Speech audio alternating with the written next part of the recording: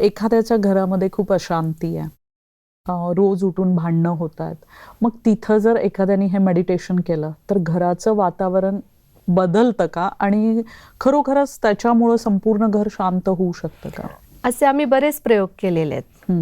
जसं की आमच्याकडे येणाऱ्या काही माता सांगतात की मुलं खूप दंगा करतात घरामध्ये, लहान मुलं असतात, ऐकत नाहीत, उलट बोलतात, हट्ट करतात.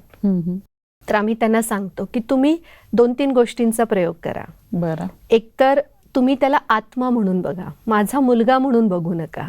अटॅचमेंट. अटॅचमेंट म्हणजे एक भिंत आहे. राईट. तर ती अटॅचमेंट पहिल्यांदा काढा. ती पण एक परमात्म्याची संतान आहे, या सृष्टी नाटकातला एक कलाकार आहे.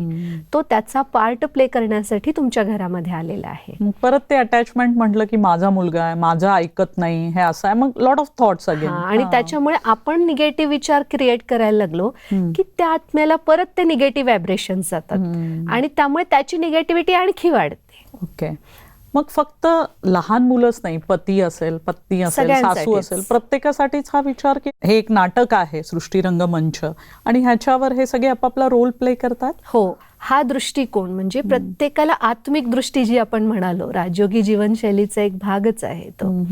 तर प्रत्येकाप्रती आत्मिक दृष्टी.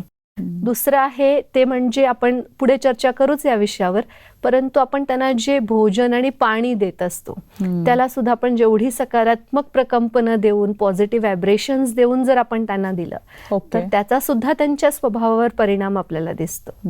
आणि तिसरं म्हणजे आपण जेव्हा मेडिटेशन करतो, राजयोग करतो, तेव्हा आपण स्पेशली जर त्यांना आत्मिक स्वरूपामध्ये परमात्म्यासमोर इमर्ज केलं आणि जर आपण अभ्यास केला की परमात्म्याची शांती, शक्ती, प्रेम सगळं त्या आत्म्याला मिळत आहे आणि ती आत्मा सुद्धा खूप पॉझिटिव्ह बनायला लागलेली आहे, खूप शांत बनायला लागलेली आहे, खूप प्रेमळ आहे, खूप शक्तिशाली आहे. ओके.